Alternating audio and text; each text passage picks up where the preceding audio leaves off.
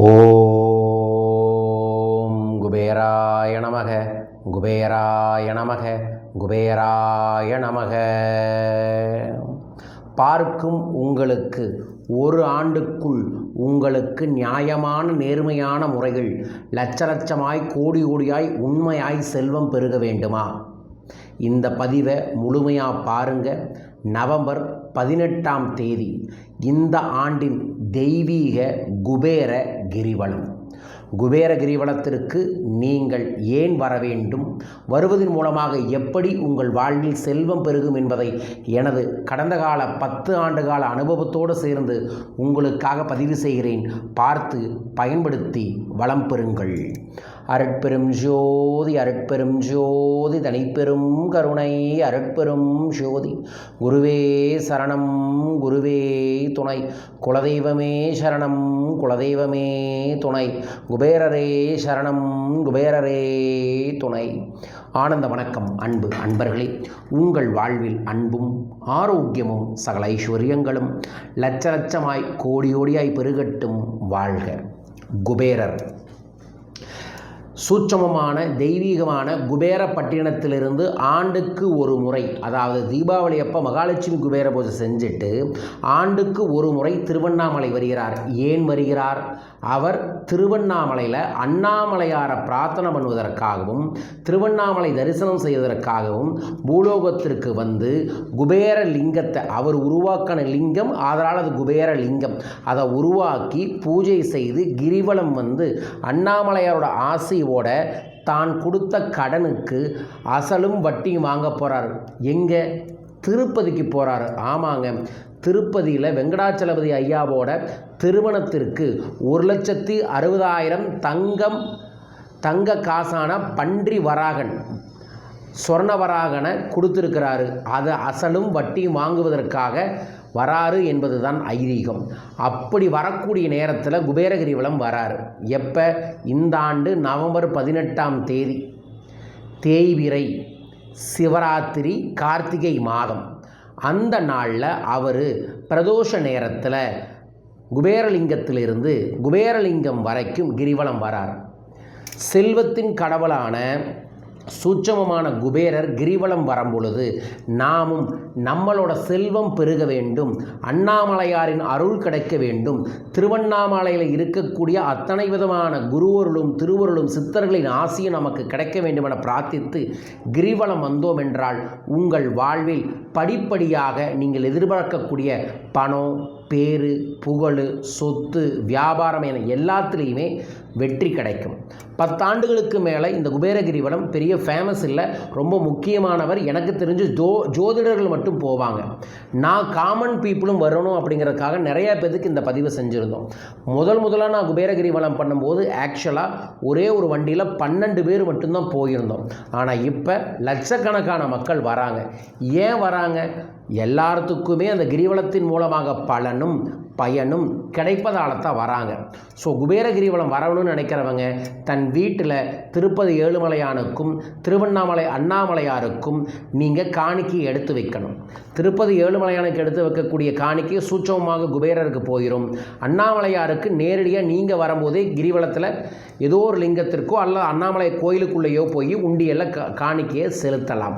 So வீட்டிலிருந்து கிளம்பும் போதே 2 கோயிலுக்கும் உங்கள் மனசுக்கு தோணக்கூடிய 16 ரூபாய் காணிக்கையை எடுத்து வச்சுட்டு பிரார்த்தனை பண்ணி அதை கையில் எடுத்துக்கிட்டு நீங்கள் திருவண்ணாமலை வரணும். திருவண்ணாமலை வந்து நீங்கள் அன்றைய தினத்தில் திருவண்ணாமலையில் அண்ணாமலையோட மலையை பார்த்தாவே தரிசனம் தான். வாய்ப்பு இருக்கிறவங்க உள்ளே போய் தரிசனம் பண்ணிட்டு வரலாம். இல்லைன்னா நேரடியாக சரியாக பிரதோஷ நேரமான அந்த 4 மணிலேருந்து 6 மணிக்குள்ளே குபேரலிங்கத்தில் இருந்து குபேர கிரிவலத்தை ஆரம்பிக்கணும். மனமார குபேரலிங்கத்தில் போய் குபேரர்கிட்ட மனமார சொல்லி, நான் இந்த ஆண்டு உங்களோடு சேர்ந்து அண்ணாமலையார வளமரம் போகிற என் வாழ்க்கையில் வளம் நலம் செல்வம் பெருகணுன்னு பிரார்த்தனை பண்ணிக்கிட்டு நீங்கள் கிரிவலம் வரணும். கிரிவலம் வரும்போது யார்கிட்டையும் பேசாமல் எதிர்மறையை சிந்திக்காமல் செல்வம் பெருகணும், வெற்றி பெருகணும், ஆனந்தம் பெருகணும் அப்படிங்கிறத மட்டும் நினச்சிட்டு கிரிவலம் வரணும். கிரிவலம் வந்து மறுபடியும் குபேர லிங்கத்தில் ஏதோ அந்த கிரிவலத்தை முடிக்கணும். முடித்ததுக்கு அப்புறம் அந்த குபேரலிங்கத்திலேயே நீங்கள் வந்து அண்ணாமலையாருக்கான காணிக்கை அங்கேயும் போட்டுட்டு அதற்கப்புறம் எப்போ திருப்பதி போகிறீங்களோ, ஆக்சுவலாக குபேர கிரிவலத்திலேருந்து 3 மாதத்துக்குள்ளே நான் திருப்பதி போக சொல்லுவேன். ஸோ திருப்பதி போய் அந்த காசை செலுத்துனீங்கன்னா அந்த குபேர கிரிவலம் போய் 3 மாதத்துக்குள்ளேயே உங்களோட தொழிலில் வேலையில் ஏதோ ஒரு விதத்தில் உங்களோட செல்வ வளம் பெருகுவதை கண்கூடாக பார்க்க முடியும். குபேர கிரிவலம் செல்வத்துக்கு மட்டும்தானா? இல்லை, ஆரோக்கியம் பெறுவதற்கு, நீண்ட நாள் குடும்ப பிரச்சனை சரியாகிறதற்கு, வியாபாரம் பெறுவதற்கு, சொந்த வீடு அமைவதற்கு, திருமணம் நடைபெறுவதற்குன்னு எல்லா விதமான பிரச்சனைகளுக்குமே இந்த கிரிவலத்தை நீங்கள் பயன்படுத்திக்கலாம். அண்ணாமலையாரை நினச்சாவே அற்புதம், அக்னிமலையை பார்த்தாவே அற்புதம். அதுவும் இந்த மாதிரியான நாட்களில் தான தர்மங்களை செஞ்சுட்டு, கூட்டு பிரார்த்தனை செஞ்சுட்டு, மந்திர தீட்சை பெற்று, சிவகைலாய வாத்தியத்தோடு நீங்கள் கிரிவலம் வந்தீங்கன்னா உங்கள் வாழ்க்கையில் அற்புதங்கள் ஏற்படும். நான் அன்றைய தினத்தில் கிரிவல பாதையில் ஒரு மண்டபம் எடுத்து நம்மளோட குபேரபீட அன்பர்களோடு சேர்ந்து குபேர பூஜை, குபேர மந்திர தீட்சை, குபேர கூட்டு பிரார்த்தனை, வரவங்களோட வேண்டுதலுக்கான பிரார்த்தனை, அதற்கப்புறம் சிவனடியார்களுக்கு மகேஸ்வர பூஜை, அதோடு சேர்ந்து அவர்களுக்கு வஸ்திரதானமும் காணிக்கையும் கொடுத்து பிரார்த்தனை செய்வோம். பிரார்த்தனை செய்ததுக்கப்புறம் சிவகைலாய வாத்தியத்தை வாசிச்சுட்டு நம்மளோட குபேரர் உற்சவர் குபேரரையும் அண்ணாமலையாரையும் கூட்டிட்டு திருவண்ணாமலையில் கிரிவலம் போவோம். அவ்வாறு போகும்போது எடுத்து வைக்கும் ஒவ்வொரு திருவடியும் அந்த அண்ணாமலையாரோட ஆசையும் குபேரோட அருளும் கிடைப்பதை நம்மால் உணர முடியும். உங்கள் வாழ்க்கையில் எல்லா விதமான ஐஸ்வர்யம் பெருகணும், குபேர கடாட்சம் பெருகணும்னு நினைக்கிறவங்க வரும் நவம்பர் 18ஆம் தேதி திருவண்ணாமலை நோக்கி வாருங்கள். அன்றைய தினத்தில் என்னுடன் சேர்ந்து கிரிவலம் வந்து வாருங்கள். அடுத்த ஆண்டு உங்கள் வாழ்வில் எல்லா விதங்களிலும் தனம் தானியம் பெருகியே தீரும். ஸோ என்னுடன் குபேர கிரிவலம் வரணும்னு நினச்சிங்கன்னா, நம்ம குபேரவிட அன்பரோடு வரணும்னு நினச்சிங்கன்னா கிழக்கக்கூடிய தொலைபேசி எண்களில் உங்கள் பேரை பதிவு செய்யுங்க. நேரடியாக நீங்கள் கிரிவலம் தாராளமாக போகலாம்.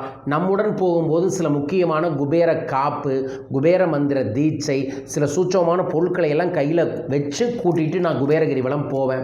ஸோ வாய்ப்பு இருக்கக்கூடிய நீங்கள் அனைவருமே இந்த கிரிவலத்தில் கலந்துக்கலாம்.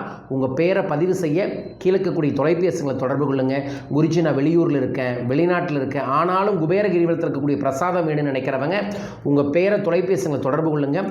அன்றைய தினத்தில் நான் குபேர விளக்கு, குபேர காசெல்லாம் வச்சு பூஜை செஞ்சு உங்கள் வீட்டுக்கே அனுப்புகிறோம். அது இல்லாமல் அங்கே நடக்கக்கூடிய சிவனடியார்களுக்கு அன்னதான வஸ்திரதானத்திலையும் நீங்கள் பங்கெடுக்கணும்னு நினச்சிங்கன்னா கீழக்கக்கூடிய தொலைபேசி எண்களில் உங்களால் ஆன பங்குகளை எடுத்துக்கொள்ளலாம். எடுத்துக்கொண்டு பயன்பெறுங்கள். அதில் நிறைய பேருக்கு அன்னதானம் பண்ணுறோம், அரிசி தானம் பண்ணலாம், அதற்கப்புறம் வந்து வஸ்திர தானம் பண்ணலாம், அதற்கப்புறம் காணிக்கையை தானம் பண்ணலாம். ஸோ வாய்ப்பு இருக்கக்கூடிய அனைவருமே ஒன்றாடு இணைந்து குபேரபீடம் சார்பாக நடக்கக்கூடிய இந்த அற்புதமான நிகழ்வில் கலந்துக்கங்க. இதை பற்றி விவரங்கள் தெரிந்து கொள்ள கீழக்கக்கூடிய தொலைபேசி எண்களில் தொடர்பு கொள்ளுங்கள். மீண்டும் ஒரு அற்புத பதிவில் உங்கள் அனைவரையுமே சந்திக்கின்றேன். வாழ்க வையகம், வாழ்க பணமுடன். நன்றிகள் கோடி. ஜெய் குபேரா, ஜெய் ஆனந்தம்.